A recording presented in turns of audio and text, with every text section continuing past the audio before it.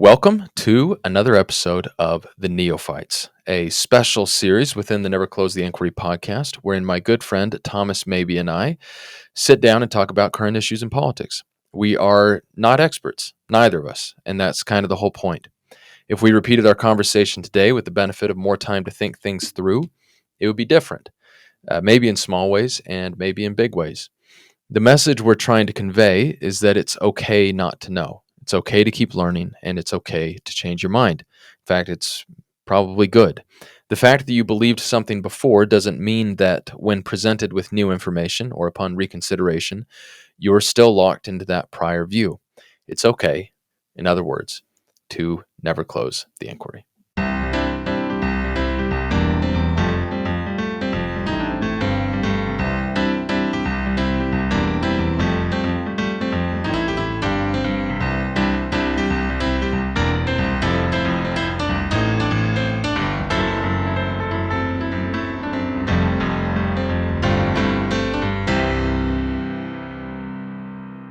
Welcome to another episode of The Neophytes. Today, we're going to talk about masculinity, what it means to be a man in modern America, why the Democratic Party has had so many issues attracting men, the increasing issues. What we're seeing... I thought you were going to say that they were the epitome of, I think it's epitome.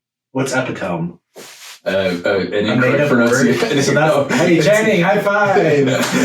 We both do it. I do it too. It used to be a thing with my parents. I read a lot as a kid, so I learned words through print. And so you say things like epitome. You just go for it. Yeah, and then your parents laugh at you and say, it's not how you say it. But anyway, the Democratic Party is not the epitome or epitome. Epitome. I kind of like epitome better, I'm not going to lie. That's pretty good. That would be really funny as we start getting comments and it is epitome. Epitome sounds like... I actually think I have heard someone say epitome before. Well, but I'm not saying it's right. It might have been me. Oh, gosh. Anyway, but yeah, so, we're seeing this, there's always, I don't know about always, but for a long time, there's been a gender divide where Republicans do better on average with men and Democrats do better on average with women. But that is getting, the difference is getting more stark. And both parties are doing better with their respective genders of choice. Anyway, before we get to any of that, let's have just a brief word for our sponsors. We have 3 different varieties of Dr. Pepper in front of us today. I am drinking a Dr. Pepper Zero Sugar Blackberry, which again, many people think tastes like cough syrup. Mm-hmm. But man, I must like cough syrup. So I think it's delicious. I'll try it later at some point. Okay, I'll give it with fresh. Mabes, what are you drinking?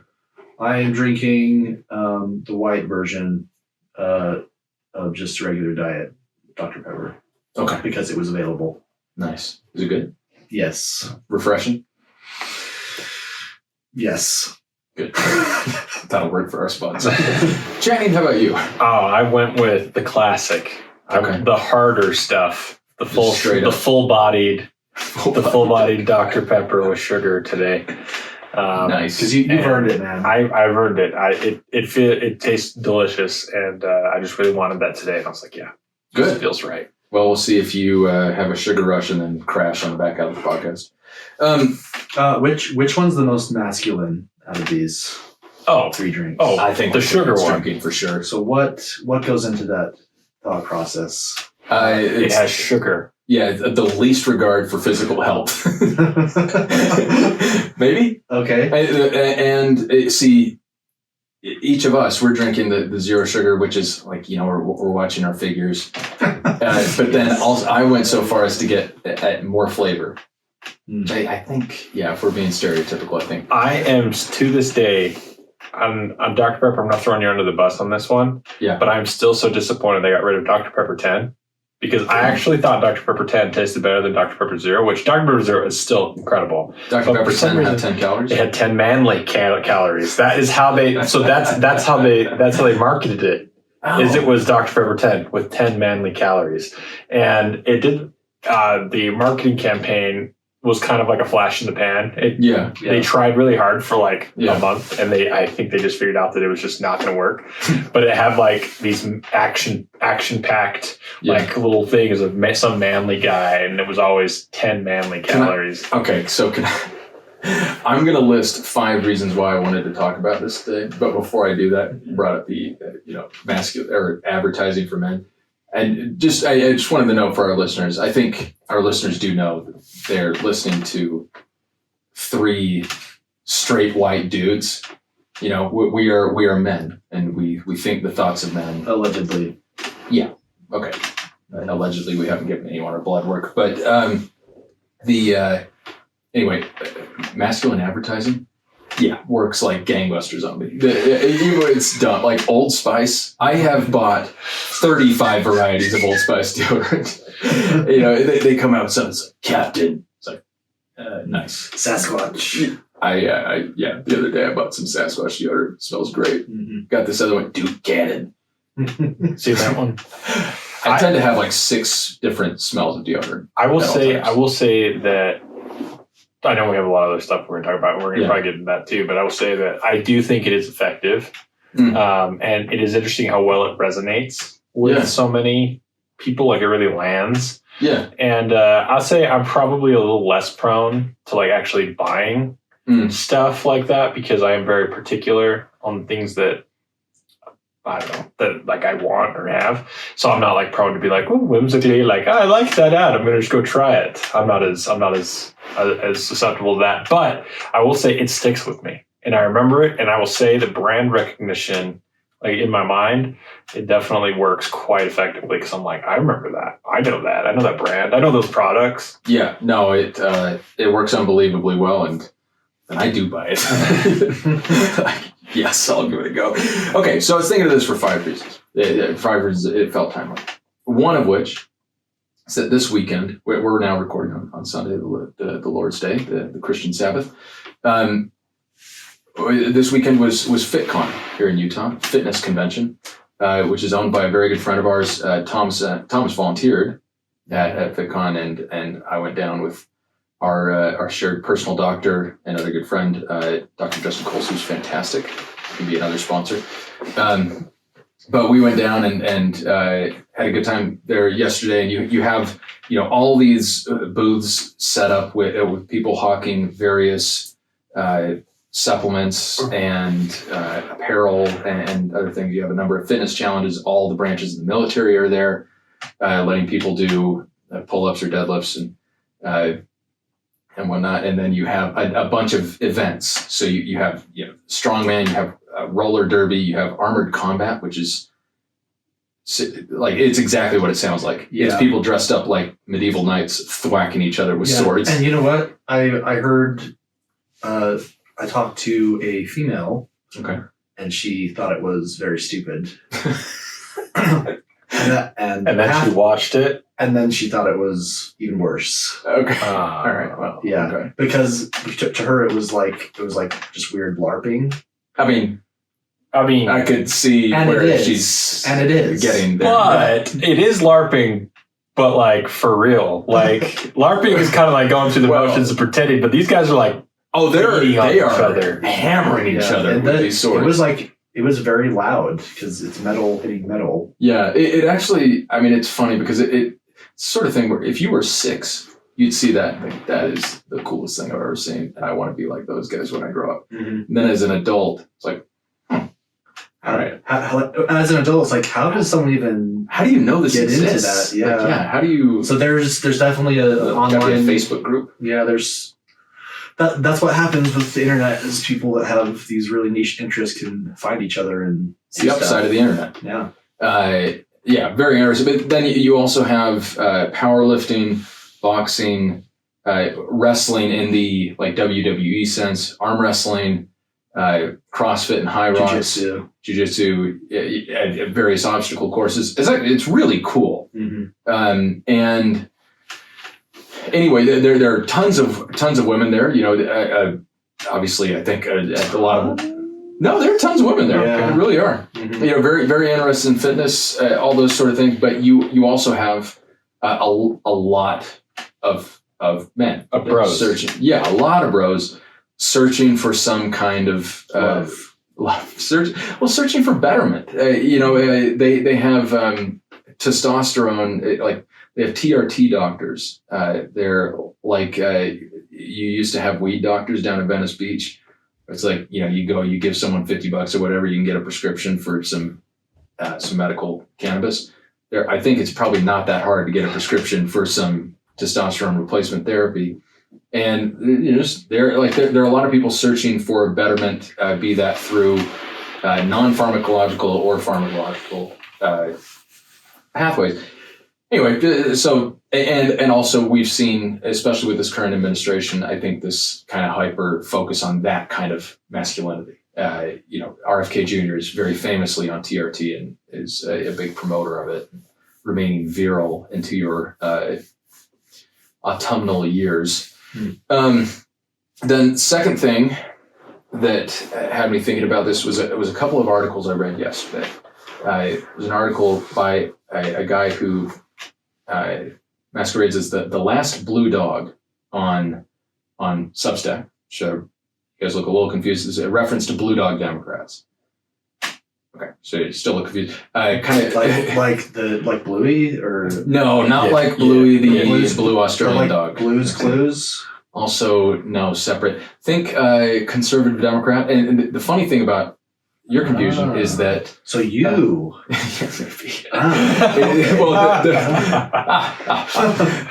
funny thing about it is that. Why don't you just lead with that? You guys grew up represented by a blue dog Democrat. I think Jim Matheson, who was our congressman for a period. No, okay.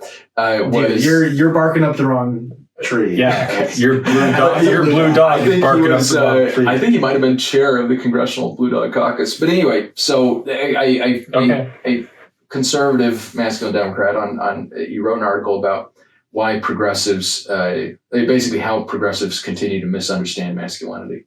Sure. And it was a lengthy article, and I'm terrible at quoting things, but I will tell you this.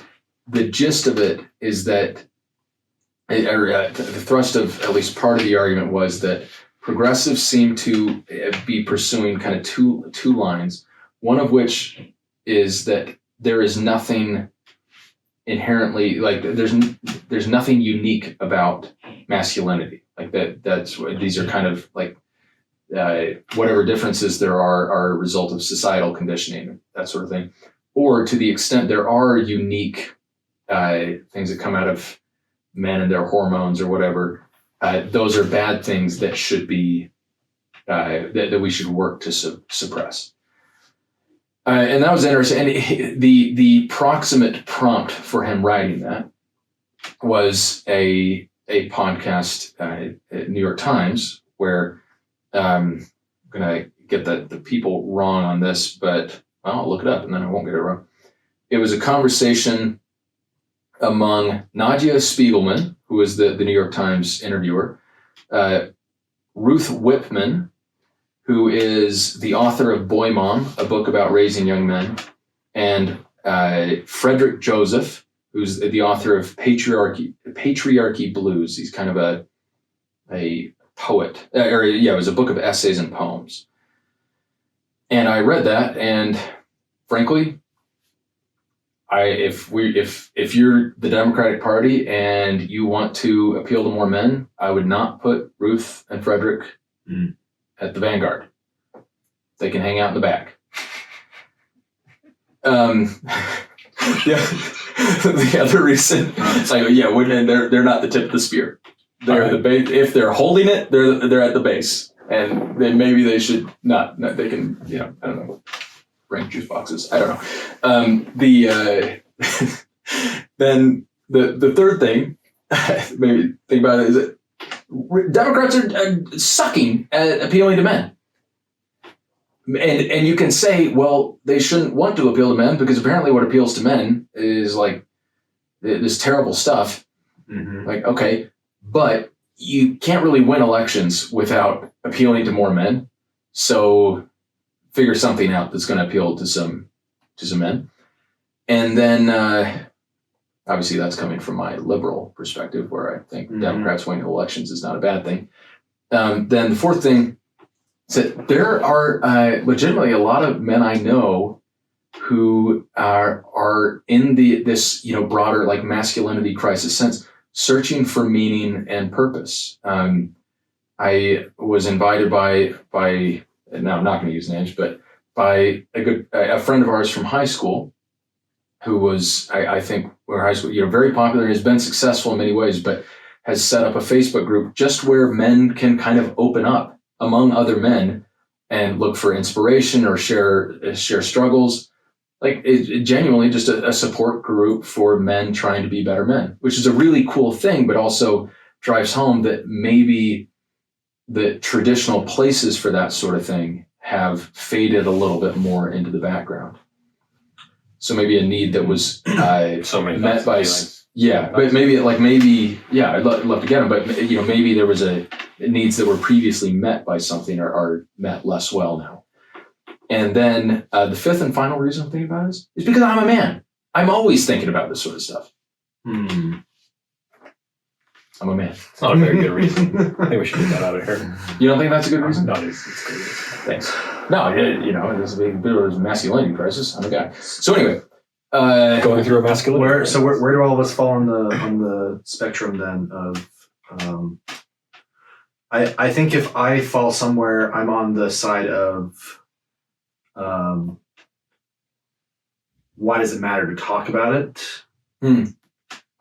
Not that I recognize the physiological differences between men and women, and I think that we should use sexist. I think we're animals, okay, and as such, we have different things that we do, and as a group.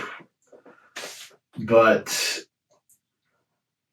I guess I wonder what you see, other than the goal of having more men vote for your party. What's the merit of? You want me to go a lot beyond that really quick? Sure. Okay. So, wow, did you just minimize my statement by saying you're going to go beyond it a lot? Yeah. That's rude. I minimized it. Okay. Like an alpha male. You know what you signed up for when you came onto this podcast. It was going to be a hostile environment. Yeah. You want to claw for your life. No, but that's a good point. Like, if the goal is solely you want more people to vote for your party, that feels a little thin. It's a good reason. It's just, I guess. I don't care. I don't care about that as much. Yeah, let me. Things. It's not a bad thing that what you ask, and I agree with you. It's if you that, but I also think that even just keeping it that narrow down to politics world of why does it matter, is because it plays into what is your constituent base actually going through. So it kind of also does matter.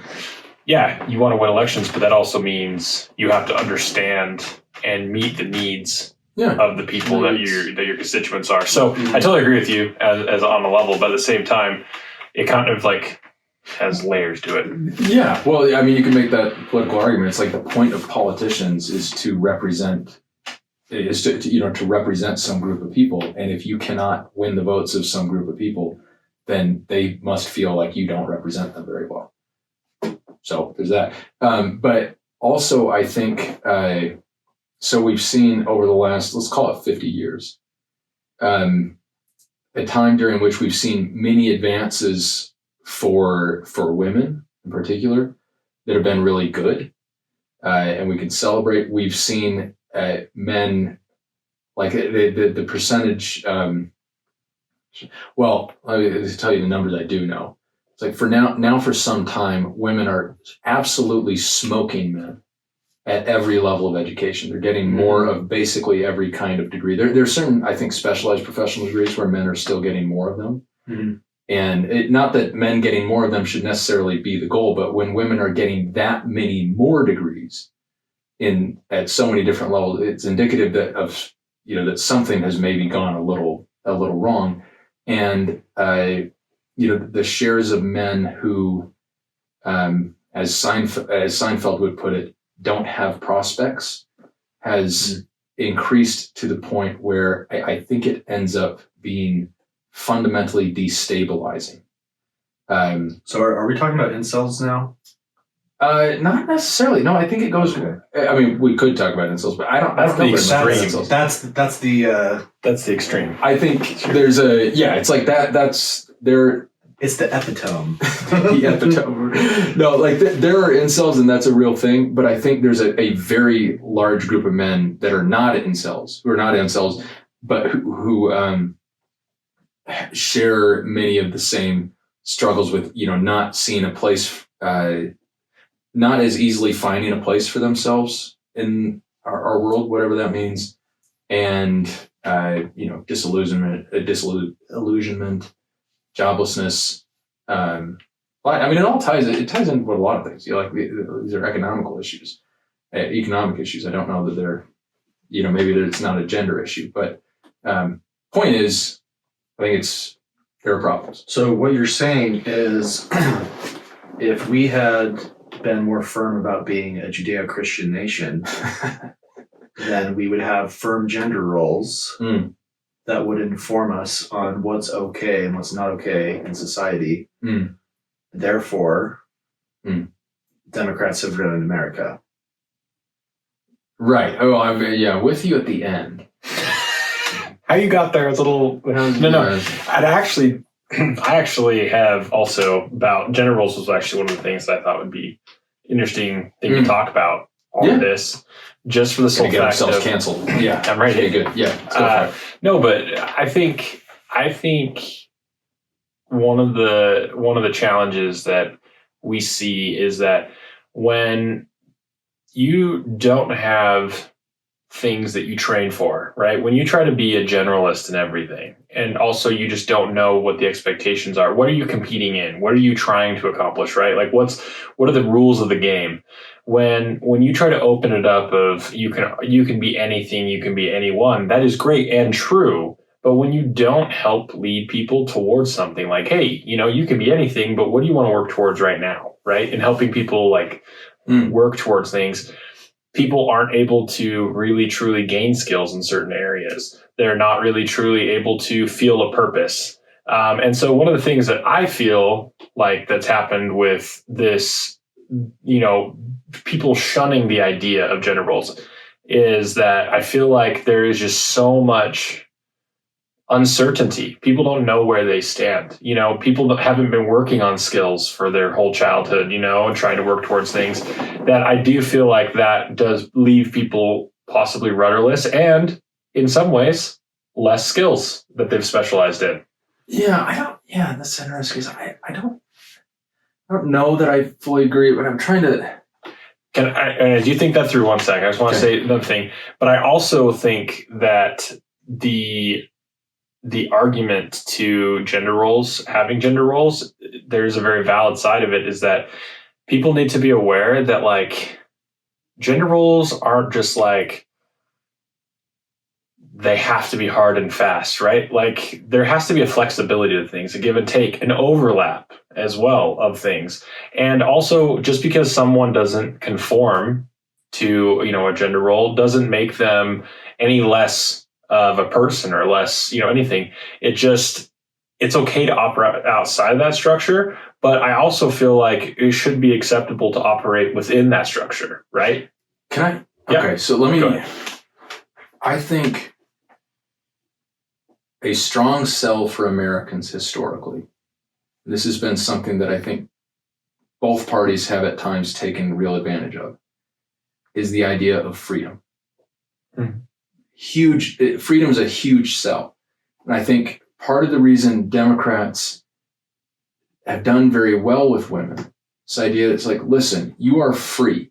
And if you want to go be an absolute powerhouse, whatever profession, you can do that. We think that's awesome. There is nothing in our rhetoric. There's nothing in our party. We genuinely do not believe, it's not like we're just, being secretive about it. We genuinely do not believe that you have to stay in the home, which was for a long time, not just the rhetorical push, but the actual legal push, where it's you gain property rights by being married to the powerful man, and you don't vote. To the extent you vote, it's through your through your lawful wedded husband and all that.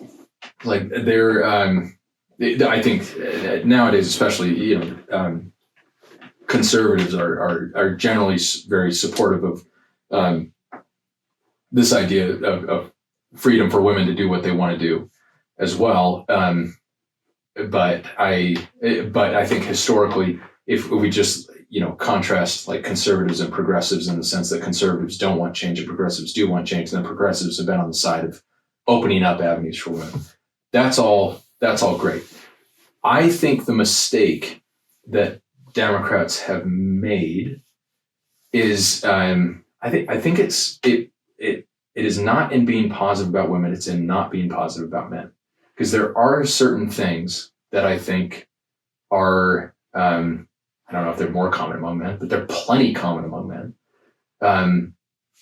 And there are things that if we look at us as like, animals, it's like testosterone pushes you to do stuff. It straight up pushes you to do stuff. People who take exogenous testosterone, whether it's, women looking to bodybuild, whether it's trans men who are trying to transition and adopt the physical features of men, or whether it's men generally, it's like you take testosterone, you don't just get more aggressive in the fight people sense. It's like you get more ambitious, you get more motivated, you get more kind of like, I'm going to take over the world and gather resources and do all these confidence. Yeah, you gain confidence, you get more bold. Like there are plenty of women who do all of those things, but if we look at those are things that male hormones make you do. And they're not the only thing that make you do those things, but they are a big part. They make you do that. And I think some of these fundamentally, let's just call them male traits for a second.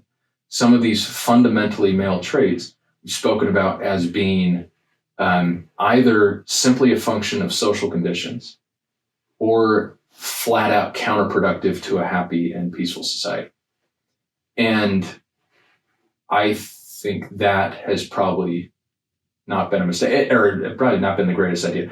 And I would tell you, even having been a lifelong, since a full adulthood, flaming lib voter.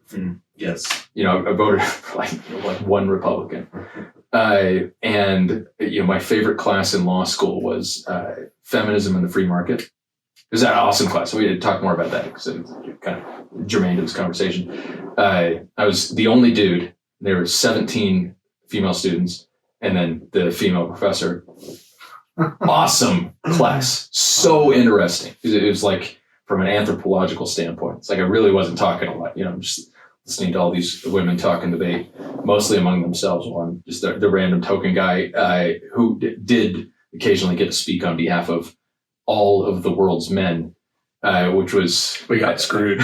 Yeah, could have used a better exponent. But yeah, I was your representative. But despite this libness, my interests are, I think, very stereotypically masculine. Mm-hmm. And my personality traits are, for the most part, very stereotypically masculine. This idea of like ambition. It's like, yeah, I was psychotically competitive at like from kindergarten. It's just always there. Yeah, I feel like contest. He's always been very competitive. I feel like I'm like opposite of you in many ways. Yeah. That way, like I think of your femininity. Yeah, I feel like I was raised. Well, I feel like every way I could describe this would either make me sound bad or you sound bad. do the one that makes me sound bad. Like avoid, like I want to, my basic natural instinct is to avoid conflict and try to get everyone to work together and get along. And nothing to do, like I'm not a very competitive person.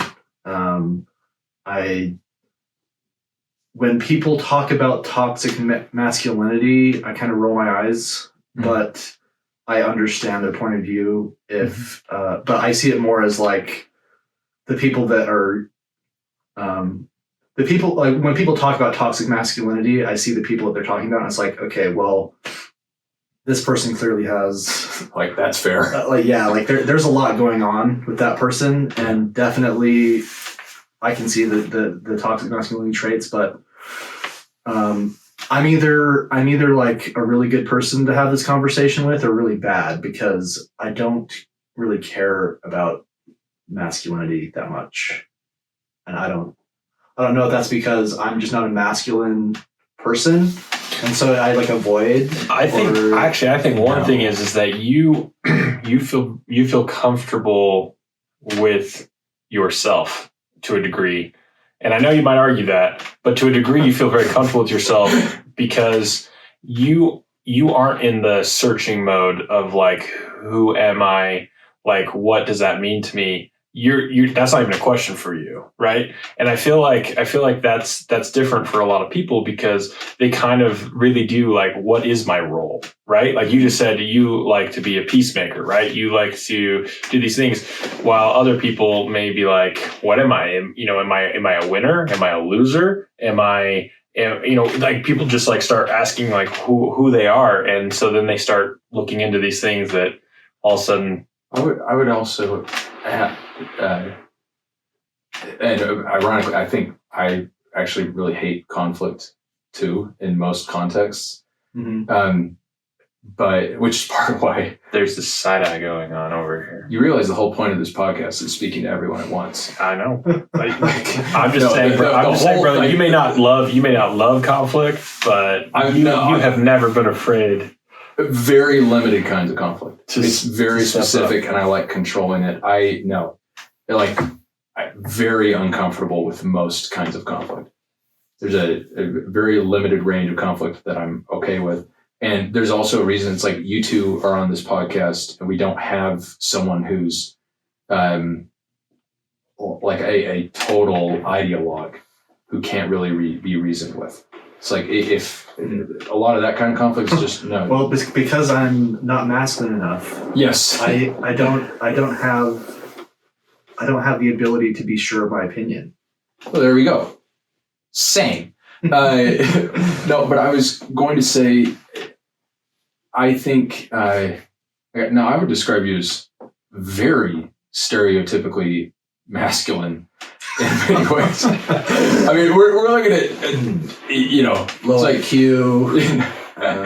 No, you and I, like if someone looks at us, they see two bald dudes after the varying levels of beards, like they're not like, well, those guys look, I bet they're feminists, and like maybe they'd be right, but like that would not be whatever. You guys have the face of feminism. We can walk. Mabes and I can walk into progressive circles, and people can be like one of us. Well, for the record, just as a quick interjection, I actually do. That's one of the things that I do appreciate is that much more people are accepting that like you can be supportive and not like look like a certain role. You know what I mean? Like, and I just wanted to point that out as this. I do feel like that's something that's been great in the evolution of things is that like, people can be much more supportive of other lifestyles and things like that and not like have to be that lifestyle or whatever. No, yeah. It's interesting. I was going to say, maybe I think, and now I'm going to pump myself up.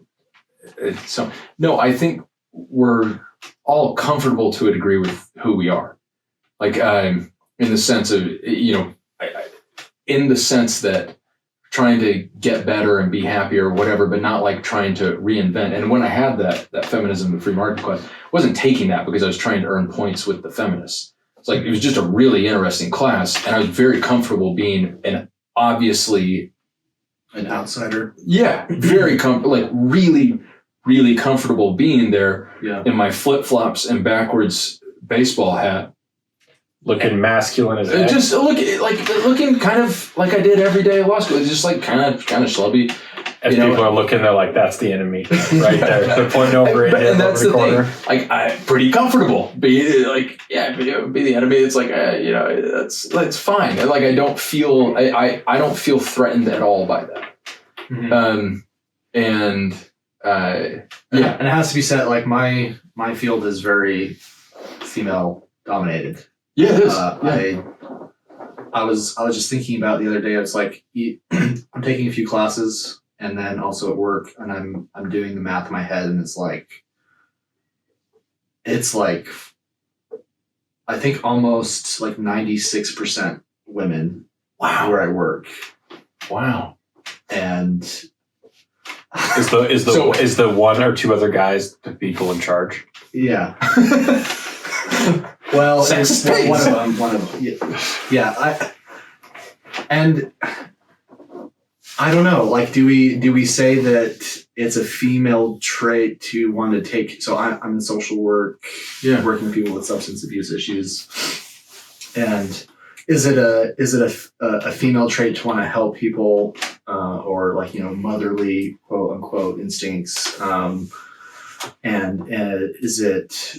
is it unusual for a man to have the similar traits, or is it something to do with how you're raised, or is it opportunity? There's lots of questions about that, but I've never really felt out of place there. Yeah. And some men would be like, okay, well that makes you a word I can't say on this podcast.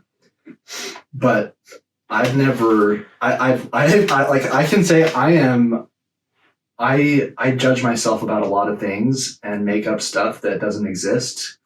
Okay. Based off of those things. Sorry. But I've never felt bad for caring about people wanting to help. And I've never been like, oh, this is not a trait that I should be investing in because it's just what I've wanted to do.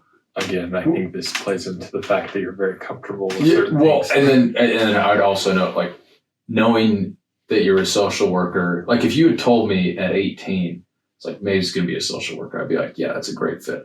Because you have always been ludicrously easy to talk to, and you are naturally, I think in part because this gets to the idea of comfort with yourself, you're not a judgy person. Like you're not trying to put people in your box. You're not trying to fit into theirs or whatever. Mm. And people like that, really comfortable and easy to talk to, make banging social workers. Mm. Side note, when you said that, I'm talking about gender roles. No, that when I worked in New York, especially, it felt about equal the number of people I was underneath who were women and men. And that I know there are people who do, gender diversity or whatever. All of them incredible. Like in fact, I'd say the people who, to the extent there are people who set records for working the most hours, I think they were women, often mothers. It's like unbelievable.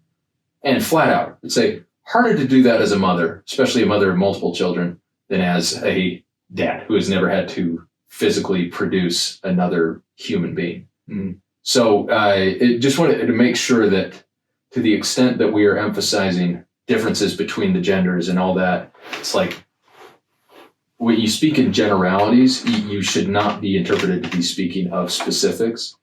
Because you could say, take the world and say that, like the men and women overlap to some extent or whatever. But it's like there are going to be women who are just as this way, whatever that way is. Yeah, for sure. And that's actually what I was kind of and vice versa. The gender role concept of what I was talking about is like, I feel like as a whole, mm-hmm.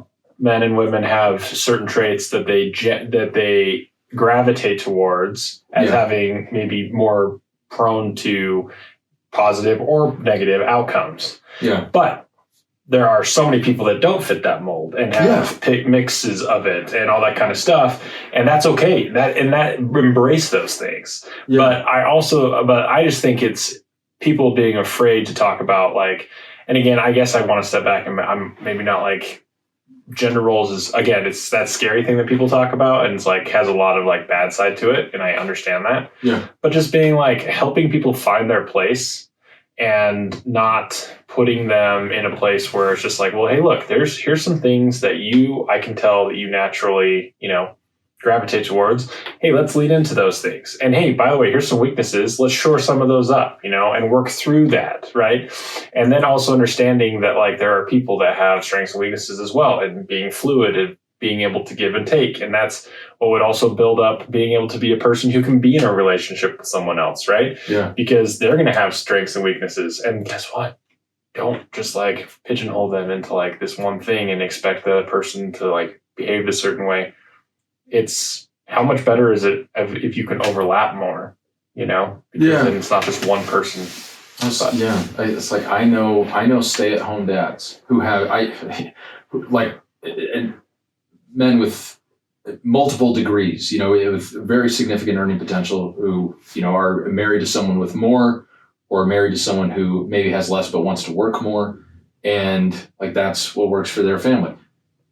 That's great, and if you can seriously speak to that freedom and support that freedom, I think that's an appealing concept, and it's interesting. Okay, so let me read a quote from this interview. This was with the New York Times. I'm going to quote Mr. Joseph, whom I don't mean to disparage, but so the two participants were asked at the end, before we wrap, I want to know one traditionally masculine quality you'd want your sons or your younger brother to take on, and one that you wish they wouldn't. Okay. That's a good question. It is a good question. And I want to hear both of your answers to that after this. Okay, good. So Mr. Joseph said, I'd say I think the first one, this is what you want to do, would be being actionable, which I think, saying it kind of weird, but you want someone who can take action.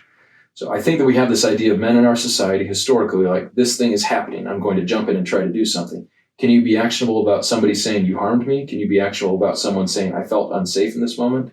So that sort of ability to jump in and do the thing. I'd love to see that maybe more emotional and social ways. So he's saying, right, the way I interpreted that is that he's saying that same kind of inclination to action, he wants men to have that to lifting up the marginalized or whatever. Upending the patriarchy, so to speak. Mm-hmm. And then in terms of not passing down, stubbornness, right? I think that a lot of men have been taught this personal manifest destiny, if you would. Like the entire world belongs to you and you've just got to go out and seize it. And I just want you to stop and listen to other people. Just stop. The only thing I think that you're promised in this world is the person in the mirror and what you do with that. So, just stop and listen. Stop and listen. There's an element to that with which I agree. I think listening to other people, talking to other people, is good. However,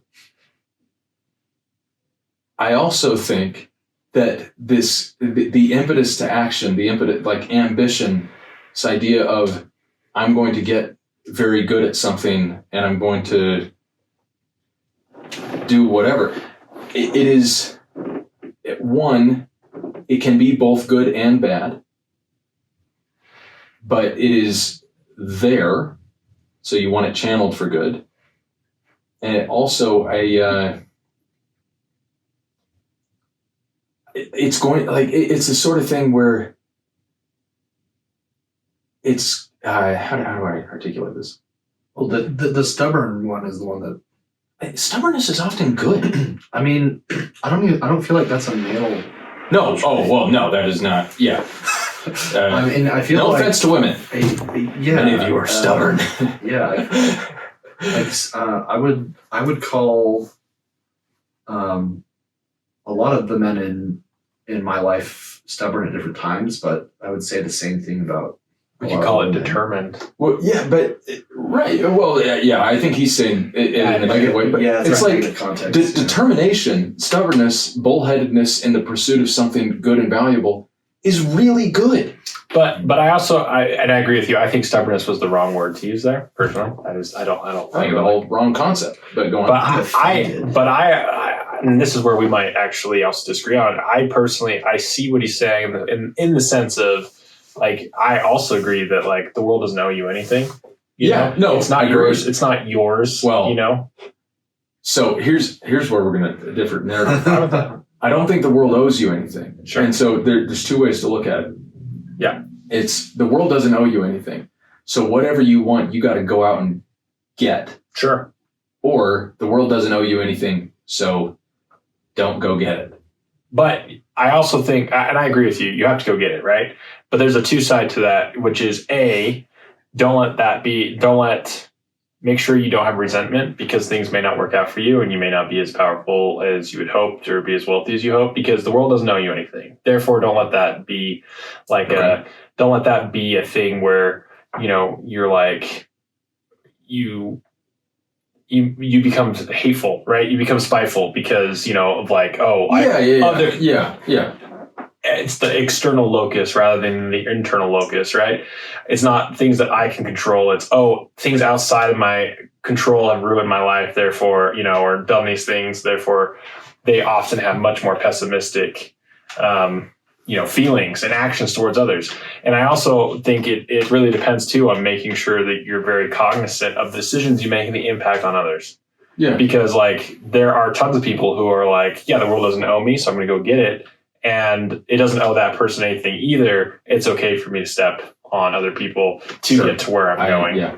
And those were just things that came up in my mind as I was hearing it. I was like, I agree with that point, but I don't know exactly what he meant, But there were some things in there that I definitely was like, yeah, I could see that, I think men often see things as a net sum game. A zero-sum game. Zero-sum game. Sure. Where, for me to win, someone has to lose. Yeah. And that would be something that I would definitely not want a son of mine to feel like because zero-sum games are rough. Now, it's a reality that just sometimes exists, but that shouldn't be how life is, right? Like gambling. Zero-sum games we recently spoke about. Wait, but Mabes, you wanted to ask us, so what for you is a traditionally, and again, with the caveat that no trait is exclusively masculine or feminine, and maybe all of us have most traits to varying degrees. Yeah. Go on. So what did you want to ask? Yeah, well, I think if there was a trait that I wish I could encourage in men, it would, and this is related to my field, but it's pretty sad how common domestic violence is. And there is some serious domestic violence on both sides, but the numbers are very clear. Right. And there's flaws in those numbers, but But you'll talk to any social worker and they'll have like 10 caveats to whatever they say about this kind of thing. But men, by and large, are the perpetrators. And I think my biggest message would be to protect instead of causing violence. Just because I see the damage of that. And it's not a very comfortable thing to talk about, but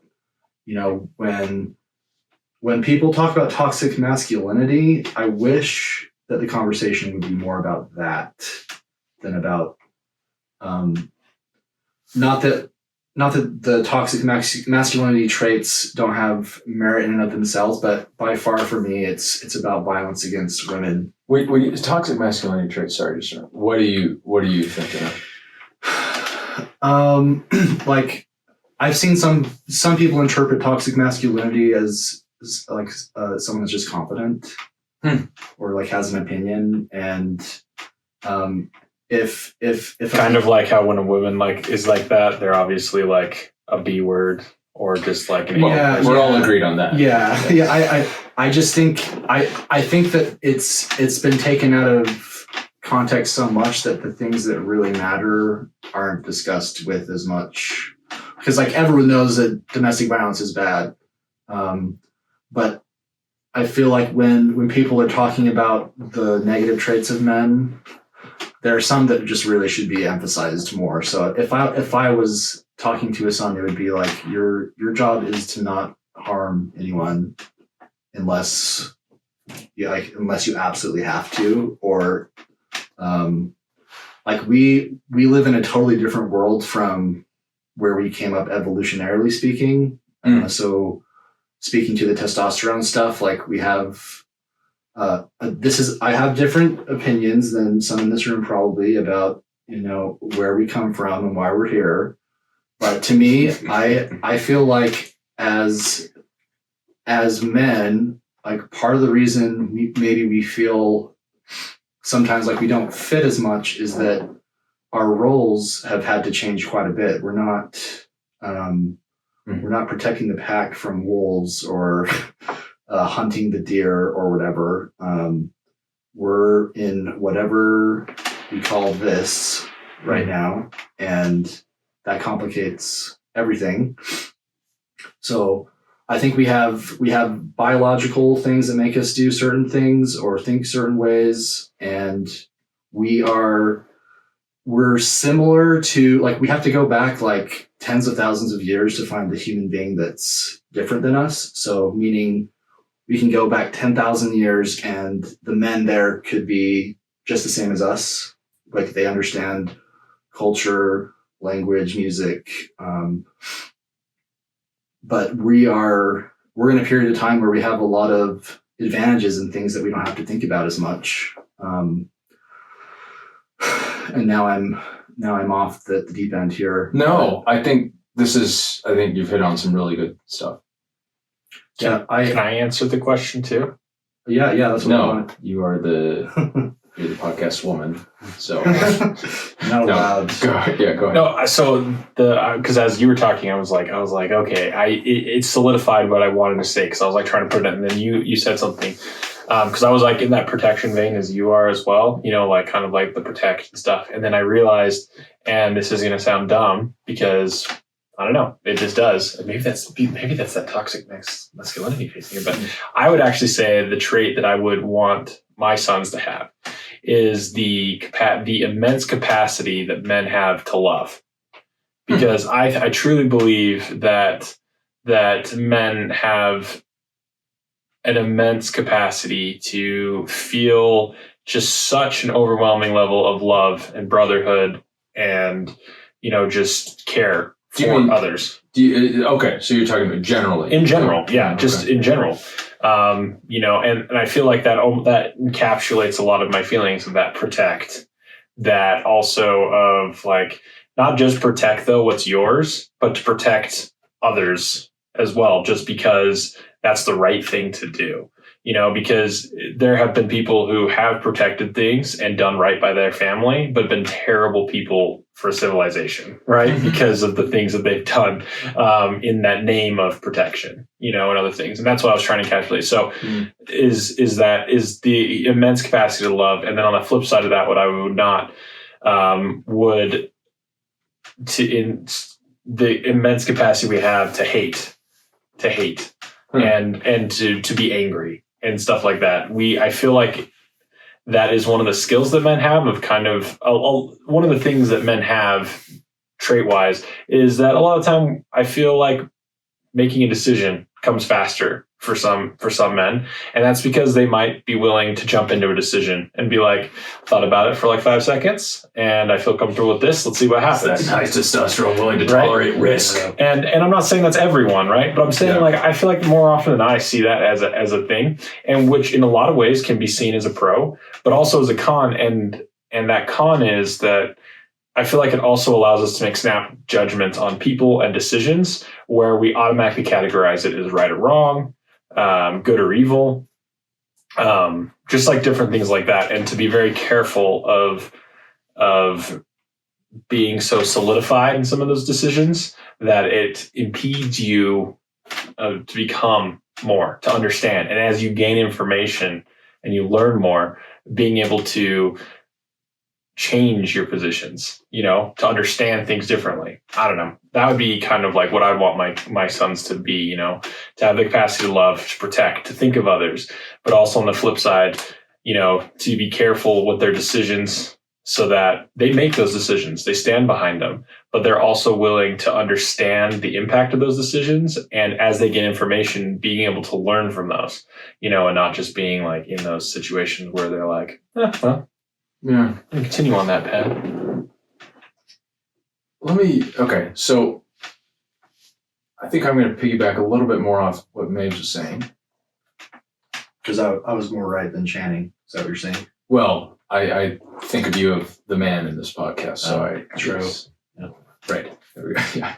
No, so the podcaster Scott, I could call him a podcaster. He's many things. He's a very successful entrepreneur, and he teaches at NYU. And anyway, but Scott Galloway, who's on the left, I think kind of a moderate lefty, but a prototypically masculine dude in many senses, has talked about, and he talks about this a lot, because he's a masculine dude on the left, who's very wealthy and wants Democrats to win elections. But he's talked about it being important for men to be basically capable of filling what we might call the historical roles for men. So, like, if we go back however many millennia, and it's men's job to protect the cave or the tribe, and go out and run down deer and do all that, and then procreate so you can enlarge in your tribe. So I don't like how you worded that. Thanks. But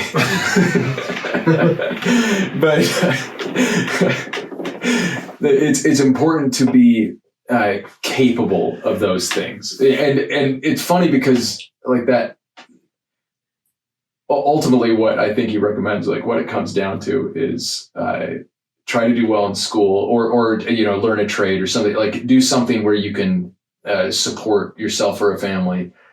Try to get strong, or and like do those things. But I think the trait, and again, I'm not sure this is like explicitly masculine, it's been talked about, but I like to encourage. Nothing's explicitly masculine, right?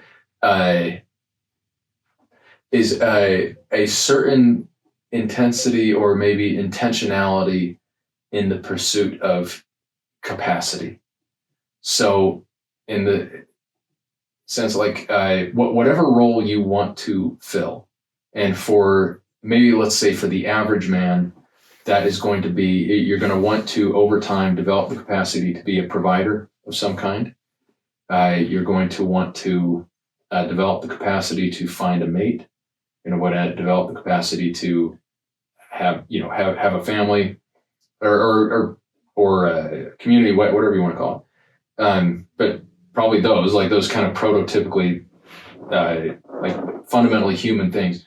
A certain intentionality in the pursuit of capacity. Basically productiveness.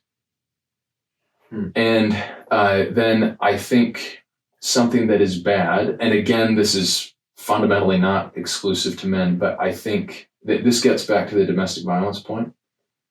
I think a lot of that stems from the need to control others and the way we react to that, which might be different. But a lot of us, often due to some kind of insecurity or discomfort with whatever, feel the need to control others so that their actions match what our vision for their actions might be. This is true very true with spouses, very true with friends, true with children.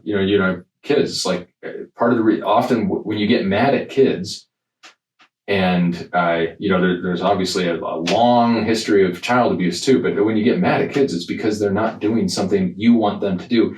And often what makes you mad isn't that they're not doing something that is good to do. It's that they're doing something that you don't want them to do, which may not actually be bad. It's just like against what you want for them. And there are good reasons for that. Like if a kid isn't obedient, doesn't obey you, like historically, that might mean they go get nailed by a tiger, when you told them to stay inside and didn't have time to articulate, there's a tiger outside. But nowadays you don't face as many like explicit dangers. But yeah, I think like for me, I find I think I get angry too easily, and I think that stems from wanting to control. And this is a real try to work on. I thought I was a really patient person, and honestly, I think I was a really patient person, and then I started having kids. Huh. And then I was like, I am not a patient person anymore. I have almost never thought of myself as a patient person. Actually, I think I did well at work. I don't know why, but other than that, I've never thought of myself as a patient person. And I agree 100% with you. Just as a thing, it's that kids are a microcosm. Having a children, having a family in that regard is a microcosm of how you kind of interact with everyone. Mm-hmm. But it is very telling that you're in a position of control and leadership and all this kind of things, and how easy it is for us to fall into the just do what I tell you, you know, kind of thing, and do it the way I told you. And if you don't, I will fight you.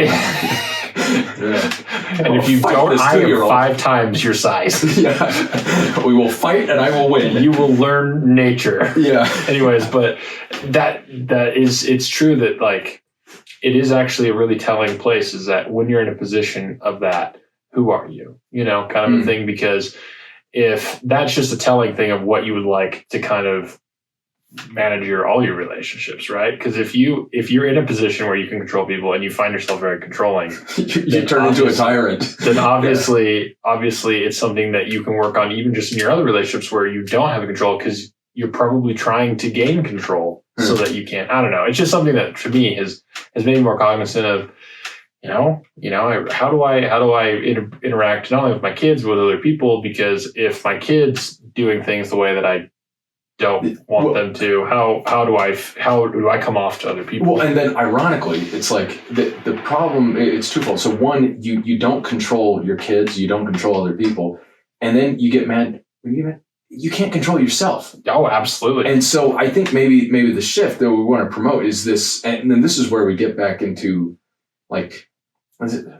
It's where, on the Democrat side, it's like, I think you want to promote this very muscular vision of masculinity, and women can do whatever they want. We're men, we're talking about men. This muscular version of masculinity where you seek discipline and control of self, and you can prioritize it. Like you can take control of self and be self-contained despite not being able to control others. And it's a very difficult thing. That's the sort of thing you pursue over a lifetime, I think. But I had two other points. One, I think that it can be very easy, and this is again true of everyone, but to get to a point in your life where you feel like you have not achieved much, and think, "Crap, I have blown it." And I think we should. This is something that is common in religion. This idea, not just the idea of repentance, but the idea that the minute you turn around and face, God or whatever, it's like now you are on the right path. You're good to go. The fact that you sucked for 1 to 9 decades is of no importance theologically. Like it is all water under the bridge. It's all good. And I think we should be more intentional, at least in our discourse, about making that the emphasis for all this other stuff, where it's like, okay, you didn't get as much done as you wish you had, or you could have for 5 decades, but now, you're on the path toward doing something good with your life and you're bettering your community. That's great.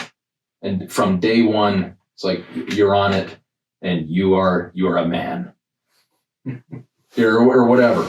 By the way, we're going to end with home. But go on. Sorry. One thing that I always thought was interesting was, we do enforce stereotypical things on each other. It was interesting when I was in high school. We were all in high school together. Same age, same grade, same high school. Many of the same classes. Well, technically, I took not a sabbatical, but you did 1 year at Woods Cross. I did 1 year at Woods Cross. Well, I didn't even go to Woods Cross. I went to South Davis Junior High because they had junior highs. So you only went to 3 years of high school. I went to 3 years of high school, sir. That explains a lot. And I came back. I know, I was ill prepared. Yeah, I did. So you did 3 years at East. I did 3.5. Mabes did 4. You were at West for half a year? Yeah. 7 days and half a night. I'm wondering new things about you. I'm a very interesting person. Yeah, you are. But I was just going to say it was just interesting because, something that I liked, there are a couple things. So one, I would occasionally wear pink shirts, and I can't tell you how much heat I took being in 2006 to like 2008 for wearing a pink shirt. Was actually pretty extensive, and I thought it was very interesting when I would wear it of how much commentary I received for wearing. It didn't matter if it was like a pink t-shirt or a pink polo. Oh my goodness. I would like to apologize because I would almost guarantee I said something about so that pink took shirt. massive heat. And it was actually another thing that I thought was very interesting of how much heat I took, especially in high school, but even in junior high. I liked to give my friends hugs. I'd give them a handshake and I'd bring them in, and I really tried to project how much I cared about my friends and how much they meant to me. And I was amazed at how much, I received a lot of criticism for that. I'll call it criticism, but a lot of feedback about that, about perception of how I lived my life, and a lot of feedback. And I just thought it was really interesting that people would say those things to me. It was I was like, why wouldn't you feel compelled to say those things? But number two, how people judged my life based on how I made assumptions based on, I don't know. So it was very interesting because that has always mattered to me. And that actually probably was something that really affected me in high school, and also affected my trajectory of just being more cognizant of letting people be, people behave differently, and that's okay, and they fill different needs and roles and stuff. But anyways, that's something that's interesting out to me in high school. I tell you, it was a big thing. It felt like, I think remembering back to high school, it felt like a lot of that sort of stuff where you're challenging all the stereotypical keep your hands to yourself, wear dark blue t-shirts or whatever. Feels like violating any of that was intentionally transgressive in a sense. I would say that my experience on the baseball team is occasionally very homoerotic. Yeah, I think that's any team. Teams. High school teams. I think. Hey, just for you, I think the definition of toxic masculinity is high school men's high school sports.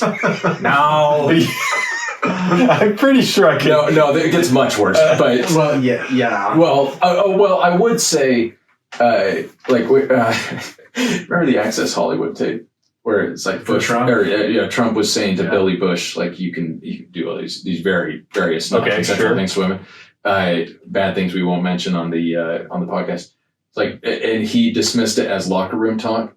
And so thing is, he was 60 something or whatever, and it was bad things to say, but it was accurate in the sense that is, you would, maybe not that, but locker room talk was body and not necessarily the most respectful to people. Yeah. Anyway, high school sports were great, but point being, I love playing. I love playing the sport. I'm just saying, if you're looking for I had a great time in the locker room. As far as the pink shirt thing goes, I mean, talking as someone that didn't think about fashion until senior year, I wore a polo shirt and athletic shorts to something, and I got made fun of for it, and I was like, what's wrong with that? And then I went, I think it was a Facebook. You still wear that? Yeah, it was because I don't care. But it was a Facebook comment. Wait, I wear that. And it was I was wearing a white polo and white shorts. and I was like, that's bad? I just couldn't tell, so I don't think I was judging you, but... sorry, the point, Mabes would not have been the one to judge. Very, very kind and accepting. No concept either, just no knowledge. But no, so a lot of physical contact between guys in high school, it felt intentionally transgressive in this homoerotic sense where there's a winking joke to it. But then my perspective on a lot of male physical contact, it changed in another more genuinely toxic environment. No, this is so Mabes and I are both members of the Sigma Chi fraternity in Hope, And that is one of the you spend a lot of time around other dudes, and in not necessarily in the certain of those contexts we might call uplifting, and you certainly develop a lot of close friendships, and I think you can grow as a person through certain periods of that, and I like to think that we did. There are other parts of it where you could go straight backwards as a person pretty easily, but there was one guy, again, we're not going to use names on this, but who he was very touchy with men, and it was the sort of thing that historically would have made me uncomfortable as a probably like a homophobic 17-year-old or whatever. But he was more successful with women than anyone I have known before since in my life. I appreciate you not using my name. Yes, this was. Yeah, we're trying to protect your identity here, bro. Yeah, this was chatting. Keep it in. No, but anyway, it was like, oh, okay. I mean, I didn't know that was on the table. But it reminds me, as we're talking about high school locker rooms and a college fraternity. Are you still bitter about being cut out of High School Musical 3? And you're being an extra in that? Stop bringing up painful memories. Okay? How do you even remember that? I don't even know what he's talking about. I do, because I was cut out. Right. But Nick was one of the extras when they were looking for extras to do a locker room scene for High School Musical 3, and then they ended up cutting it out. That's accurate. Oh, was it because you were bald? No. And he had hair at the time. No, the irony... I know. Wait, get in front of the mic. But no, the irony is that... I'll tell you why it was. Okay, so we're going to have this story, then I want to talk about positive places to develop masculine virtue and all that. Mm-hmm. I'll get your thoughts on that. Because we grew up church and scouting and school and all these other things. As we talk about these not necessarily as consistently uplifting places. And then I want to end with my favorite didactic poem. But anyway, it's the High School Musical 3 story. So we all went to East High School, which is where High School Musical was filmed. Oh, and didn't you tackle Zac Efron at some point accidentally? We can't talk about this on the thing. Yeah, he doesn't want to get sued. I'm still nervous about it. Yeah, he probably got a TBI from that. So but you ran into Zac Efron. I did run into Zac Efron. You literally ran into Zac Efron. Mm-hmm. Okay. On the way to a BC calculus study session, I wasn't paying attention. And you're much larger than Zac Efron. Yeah, at the time too. I was in peak at physical form too. It was at the end of the lacrosse season. Yeah. But so this is at the end of senior year. They're filming High School Musical 3, and they had a locker room scene where they were going to set up the next trilogy or whatever. So they had guys cast to replace Zac Efron's character and Corbin Blue's character. So I think it was Troy and some other guy. I actually I saw the first one. Watched the first one as research for my role in the third, but I haven't seen the second. But anyway, so they went around to the various sports teams, and they got it was I think it was like the team captains for like football. I remember everyone talking about this. Soccer. I have a very strong memory of this whole thing. But anyway, so they got us to go in, and we were the members of the team, and you guys were so stoked to take your shirt off. Like I did, so excited. And they didn't let everyone do it. I was pretty annoyed because I was in pretty good shape at the time. But anyway, so we get our job is to cheer for these guys as they're like, we're gonna be Wildcats or whatever, and it's like, oh yeah, and anyway, so by the way, they had cast these two puny guys like. Zac Efron is like 5'8", 5'9". I saw him shirtless up close. He looked pretty good. But these guys were like, we're talking, like 5'1" and 5'3". Like if these guys don't grow a ton by the time you actually start filming, this is going to be ridiculous. Like their sport is going to be like they look like jockeys, like high school horse racing. No disrespect to jockeys. No, they're great, but it's different. Put that off. Different sports, builds, different. Like Victor Wembanyama, probably bad at riding horses fast, good at basketball. Anyway, so we film it, and it takes like all day. And and then that was when we were going down to Southern California. It was the acapella Disneyland and Universal Studios trip. Very fun. You remember when you and I got Mabes and I at Universal Studios got the all-you-can-eat pass, and we'd eaten enough to make it worth it by like 10:30 in the morning. Yeah, gotta get that. I got that as well. Yeah. We had eaten just a ton of I remember being sick Panda Express style most of the Chinese time. food. Oh my god! I ate so much. I would just buy the most expensive thing on the menu just to stick it. I didn't even want it. No. I was like, oh, this doesn't even sound good. America. Yeah, bought multiple turkey legs at Disneyland, and then one bite in, you're like, this is awesome. Yeah. And then 3 bites in, you're like, this sucks. Yeah, like, this is horrible. I'm never getting this again. By the way, I think we should do a pod on High School Musical, how it affected our lives. Okay, so sometime. But anyway, getting back to this story, so we film it, and then they would basically film a scene, film for a little bit, and then we'd go hang out in the weight room for like 3 hours before anyone talked to us. So when it came to about 8 p.m. when we were getting on the bus, we're just like, well, I guess we just leave. So we left before they were done filming.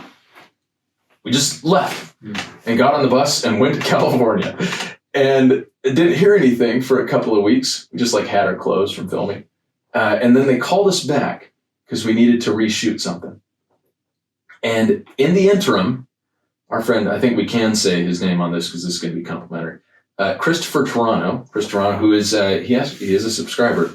We'll see. Hey, shout out, Chris. But who had, like, when we first filmed this, he had gorgeous, long, blonde locks. And then over the following month, he had buzzed his head. So now he does not have these long, blonde locks. And now they're trying to put us at the same spots in the scene. Did they give him a wig? No. So, a wig would have been a much better idea than what they actually did. So, they got some puny kid who happened to have blonde hair, not the same kind of blonde hair. It was straight, didn't look quite as good. But younger kid whose like mom was ferrying him around to these various places where he could be an extra and stuff. Brought him, and that's like he's going to be like now he's here, and Toronto's now over here. And Chris Toronto is not the biggest guy in the world, but he did play college football. Like, he's not a small guy. He's probably, I don't know, he's 5'10". He was very athletically built. He's pretty well built. And this guy who replaced him just wasn't, and was probably a couple years younger. Anyway, so the scene got cut, and I think that's. You think that's why the scene got cut? Yeah, no, like my involvement. Supposedly. So let's just. Man, that was a longer. We should do a full episode. We really should. There is actually a lot to break down about that. Oh, there's a lot. But anyway, positive places. Like, what are some places where you think you have had a positive experience as a man, and what made those positive? Or like, what was it about those places that facilitated positive experiences? Wow. The fact that I have to think about this is alarming. Well, I have 2 places, and they're pretty generic. Okay. Or not generic, but generic's good standard. because generic might be like replicable across long sample sizes. My home life. I had a dad that I really looked up to, and I was always really impressed by how he treated others and how people, respected him and he respected them. And, my parents always really taught us that we needed to be well-rounded, good citizens, and that we needed to bring skills to the table and we needed to be something. And, but I felt that they were also very supportive of us. They had high expectations of us, but like, I don't know. I felt like I had a positive, experience with masculinity in my home because I felt like watching my dad care for my mom and being very patient and very communicative. There's a lot of different things. And one thing we should know right here, we're both the oldest of 3 boys. Correct. Don't have sisters. I have no sisters. Yeah, and maybe you're the youngest of 4, one older brother. So it's kind of interesting. Just think, you and I are both the oldest of three boys. Sorry, carry on. So what's your other place? No, that's factual. I've had a lot of very beneficial religious experiences. Being in different places. I've had amazing church leaders, young men leaders. I've had, in adult leaders. I don't know. I've really had a lot of places where they helped me become better. They encouraged me to do things that truly made me a better person, made me a better citizen, made me a better spouse, friend, neighbor, just like in a lot of different things. And I truly feel that way. So those are things that have, I would say, consistently had a huge impact on me, and having positive masculinity impact there. And I'm grateful for those things because, I've also, I would say, friends. I've had friends that have, being in friends' homes, but also like living around them and going to school with them, I think is another big place. I've had a lot of really good places that I had impact. I've also had some places that had some pretty bad impact, What would be an example of a bad one? Specific names, please. Thomas, maybe.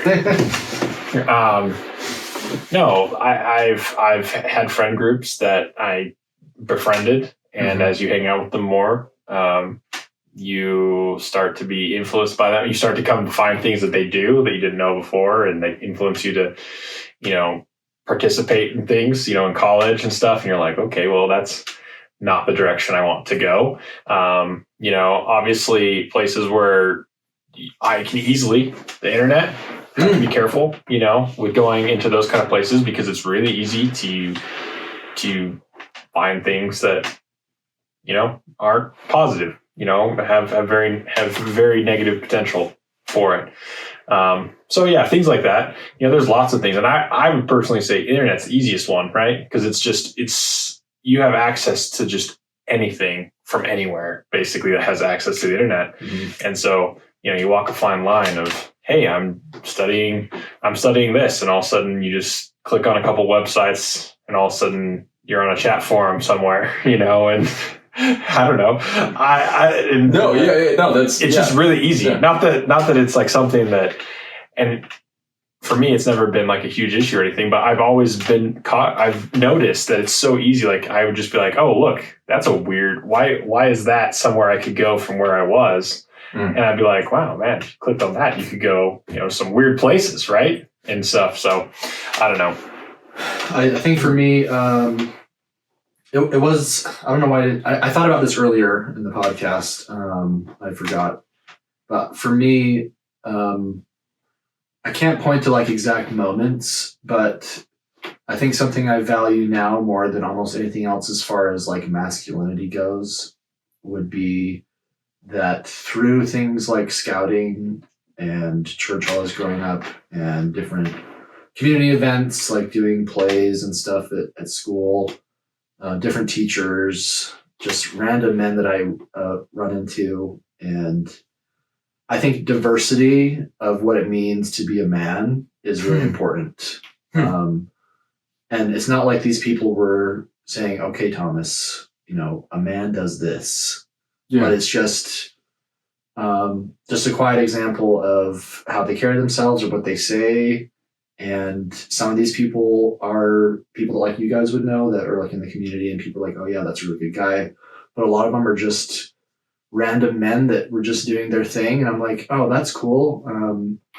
There's a different way to be a man. You don't have to fit into a particular set of personality traits or hobbies.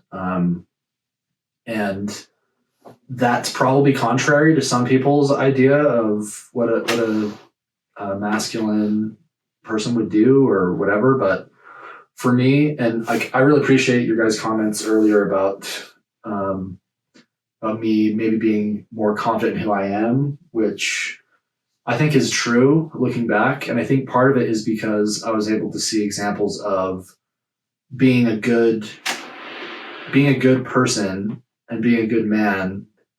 They're like you can be so many things and still be masculine and still be a good person. And you can choose how you want to be. You don't have to conform to what's kind of expected of you or what you imagine is expected of you. And I really liked learning that I can still be a man and really love my family and have more of the quote unquote, feminine traits. And it just doesn't, which is why to me, why I said at the beginning is like, this subject is kind of hard for me to understand on the same level, because to me it's like you can be whoever.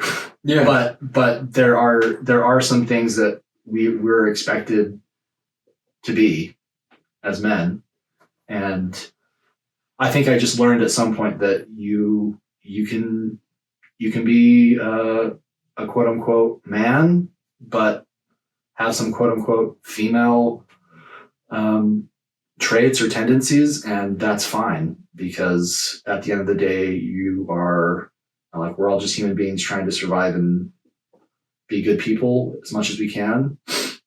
And I think without having different examples of men, like I would have my family, which I would get very good examples, and I'd also get very bad examples. And depending on which way I decided to go, it could have been bad. So being able to have the freedom to decide for myself was the best thing for me, I think. Yeah. I have a couple of. So, like for me, I think my places would probably be, it's not going to be revolutionary. It's like, family, big part of it. I think being a part of this integrated community where I saw a lot of other adult males, this is church, scouting, sports, like all of these were great opportunities to see, to be around not just other peers, but to be around adults who were, leading us. And again, not usually giving like explicit, like, to be a man, you need to be able to shoot a shotgun. Although I had the opportunity to do that. I was definitely told stuff like that too. Well, shoot a shotgun's pretty awesome, honestly. But I was gonna say, I just had a thought. It's like, Mabes, you're sitting here. It's like, kind of feminine. And it's like, you're like this heavily bearded dude who, like played football, pretty beefy, likes guns, like, very stereotypically masculine in some classic senses.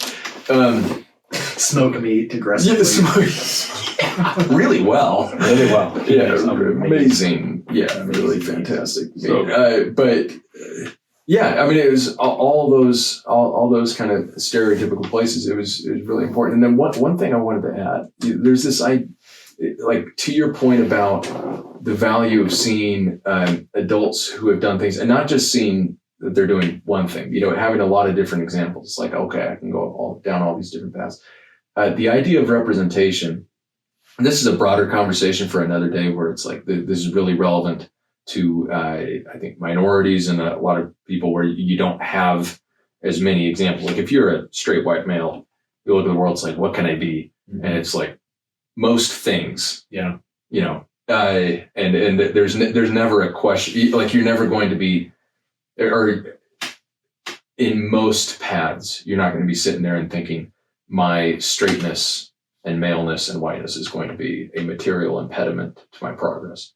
Mm-hmm. And maybe people are wrong often when they think that, but it's still like something they think, and historically they wouldn't have been wrong. And anyway, that's a long conversation for another topic. But I was thinking some of the stuff that weirdly mattered to me, that made me feel okay about who I was. And this is and maybe it is on the same topic, but I was, I think, really insecure as a kid and growing, and it was not like there were jumps down in insecurity over time. It was just this kind of gradual thing over time. So, more more secure at 16 than 6 and 26 than 16 and now 36 and 26. But it would be things, it sounds dumb, but like movies that had heroes in whom I could see myself. And I'll give you a couple of examples. You guys are going to think this is kind of sad, but it was Is he going to say very Anchorman? real. No. No, I'm not going to say Anchorman. I'm good. Glad. That's what I was afraid of. I was a little nervous. Like taking notes. Like, oh. You said silly, and I was like, I know a movie that he watched a lot in high school. I did watch Anchorman a lot, but no, and it's going to be for funny reasons. Okay, so the first one, Casino Royale. Okay, came out when we were sophomores. Great movie. Great movie. Great. And the funny thing is that the reason, like at this time, it's like I didn't feel. So I'm 5'9". Didn't feel particularly good about that. It's like I feel fine with it, especially now. And 5'9's, you know, that's a little generous, I'd say. Isn't he like 5'8" and 3/4 or something? Yeah, I don't know. For the record, the tallest. Jeez. It's funny because eventually I will shrink down. I think when my dad used to claim 5'9". He's definitely not now, but no, the tallest I've ever measured is 5'9" and an 8. Oh, there it is. You a-holes. I remember, because I remember he very specifically told us. It was a fraction, but I'm on the top side. Yeah. He was like, Literally, the only reason I said that is because I knew it'd get a reaction out of you, so I apologize. No, I'm actually 5'9", and this, anyway. As you can see, he's very comfortable with it now. He has no hang-ups. Yeah. Anyway, but like the Casino Royale comes out with Daniel Craig, who's a Hollywood 5'10". I don't know how tall he actually is, but I would assume not taller than 5'10". And it's like, man, here could be this cool leading man. And he's like basically, he's closer to my height. And then the next one, when Iron Man came out, so keep in mind how frightfully insecure I was. It's like, here is the protagonist of Iron Man is, well, one, he's short. Robert Downey Jr. is, I think, a legit 5'8". But two, he's a fast-talking, very cocky, who's kind of using that to hide stuff, cocky nerd. And at that stage of my life, I think you could have fairly described me as an insecure, cocky nerd. Yes. Without maybe not the cocky as much. What? Oh, I was going to actually say the cocky, but not the nerd. Really? Yeah. Really? Yeah, you had a confidence. Oh, well, no, but no, I was a nerd. No, not really. I mean, you were smart. You've always been super smart. I would never have classified you as nerdy. Okay, well, actually, thank you. I would have never classified you as nerdy ever. Oh, no, you were very active in sports and other stuff, and I would have never classified you. No, but very into. If anyone's wondering, Nick Hagan is a very intelligent person, and he's always been very, very wise. There was a period in high this part and put it at the start. There was a period in college where people could have maybe argued that he wasn't, but because he joined a fraternity. He pulled it out. Wasn't smart or wasn't? No, I'm just talking about. Oh, don't bring it up. Oh. Whatever. Anyway, but no, Iron Man, it's like it made this difference because I saw myself in a character and I thought it is okay, like I can be who I kind of feel like I am and have that be something that is advantageous socially. Like I don't have to spend all this time trying to be the strong, silent type, which I'm most emphatically not. Mm-hmm.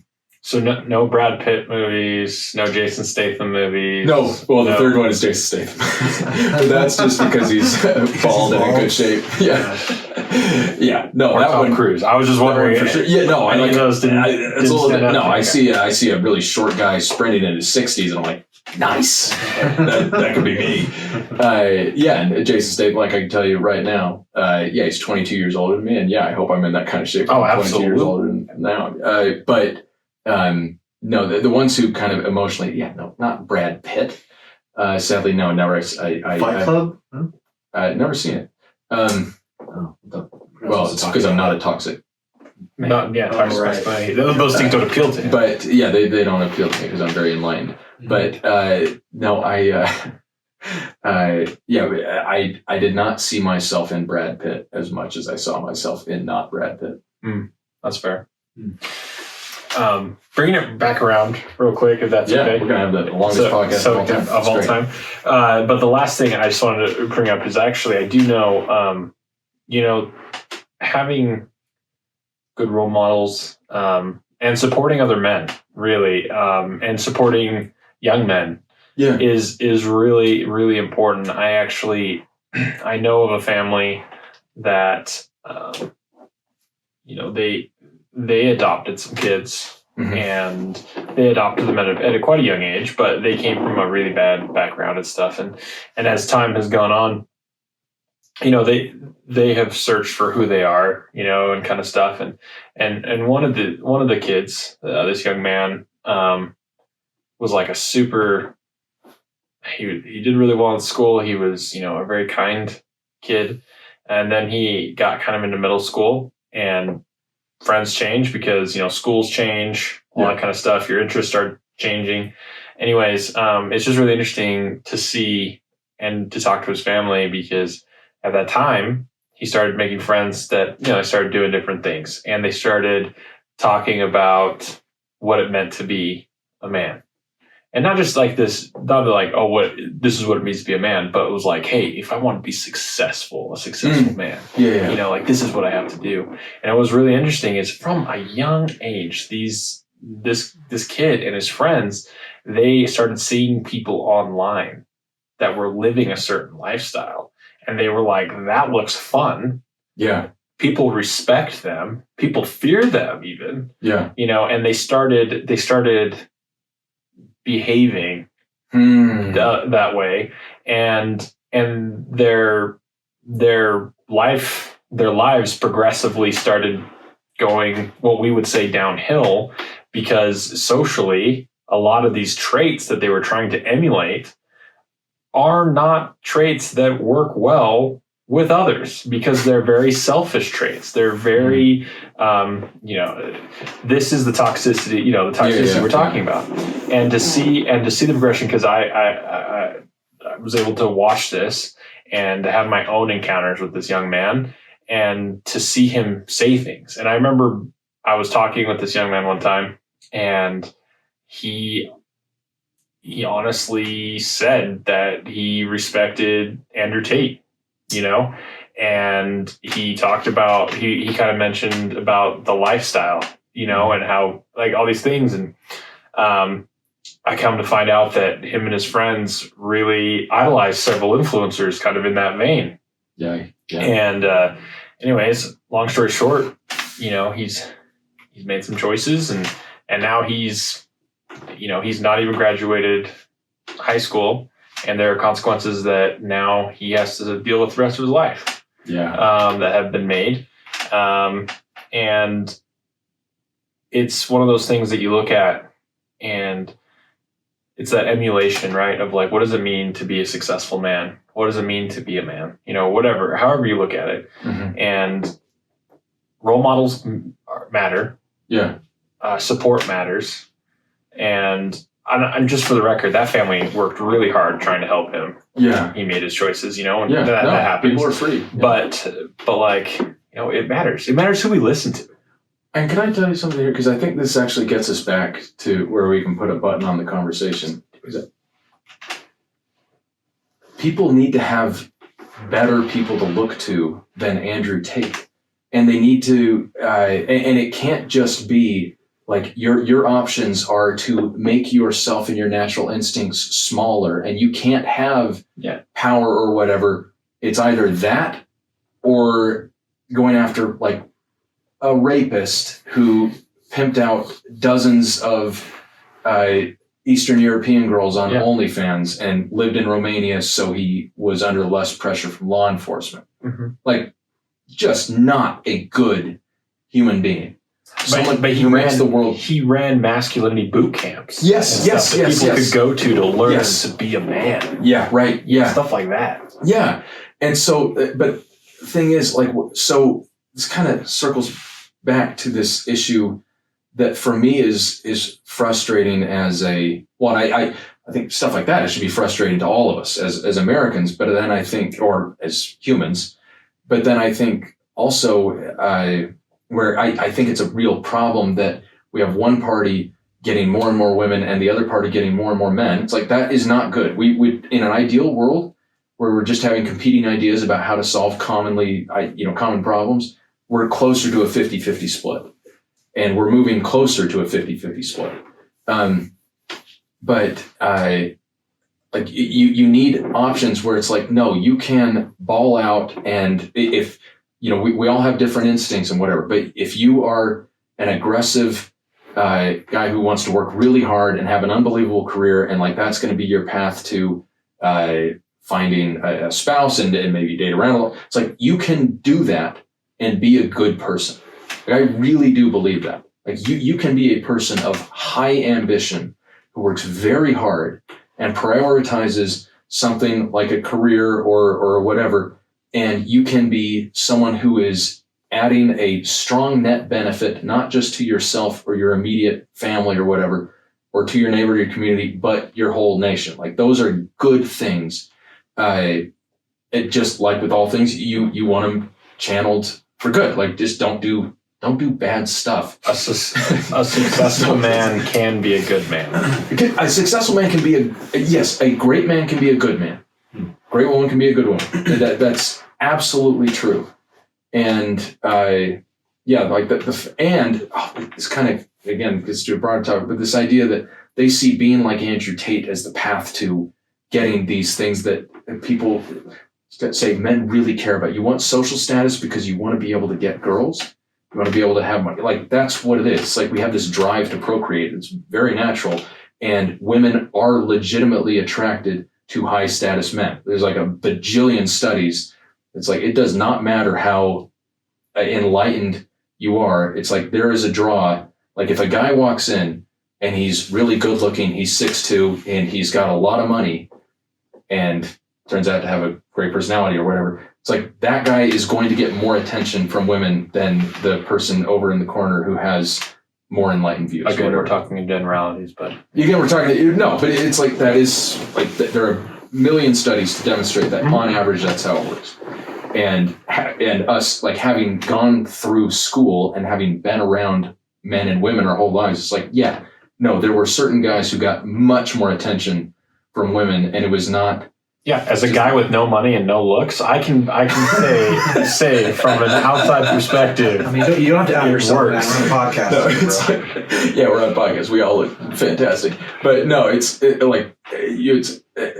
like, who's more likely to pick up the girl? It's like the guy who looks like Brad Pitt or the guy who doesn't. It's like the guy who looks like Brad Pitt. And has the money. And has the money of Brad Pitt because he looks like Brad Pitt. Basically, it's funny because I wrote down this quote. It's Brad Pitt as Achilles from Troy, but it's like, there's this thing in men where it's like, what's there beyond that beach? Immortality. It's yours. Take it. Like, that is and this is, before they take the beach, and the Myrmidons with Achilles are being psychos and running out and trying to, take the Trojan stuff before the rest of the Greeks get there. It's not like a coherent. Spoilers. Yeah, sorry. This came out in 2004. But, and happened. It's based on the Iliad. Yes, that's the joke.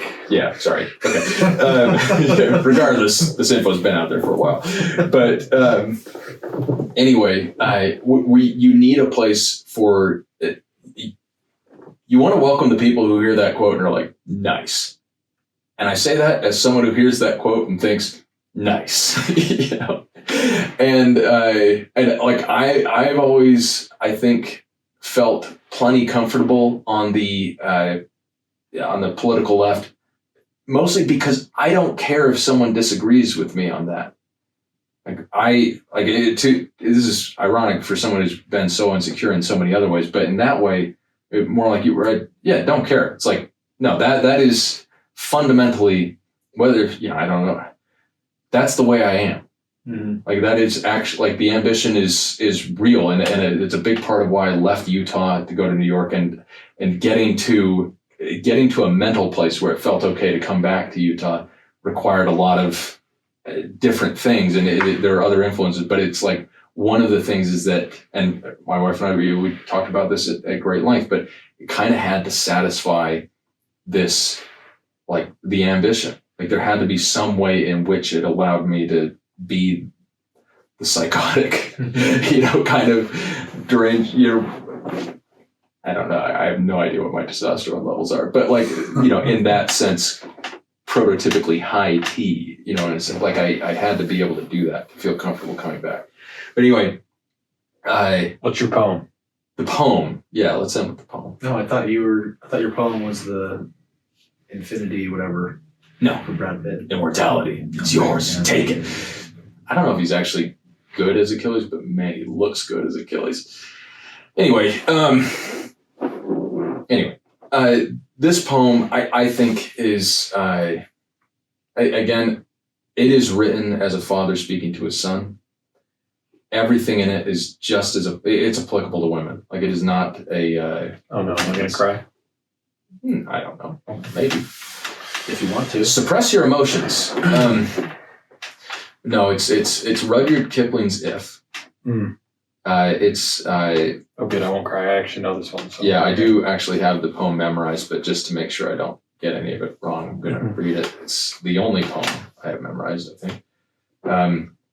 And I think part of the reason it articulates a vision of manhood that is balanced.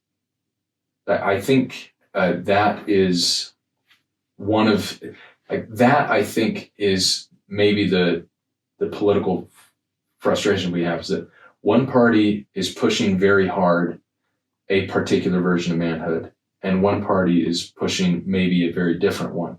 Where I think the truth is probably somewhere in the middle. Like, you need balance between competing instincts and interests. So, gosh, dude, we could do a podcast on every single one of these lines. If you can keep your head when all about you are losing theirs and blaming it on you.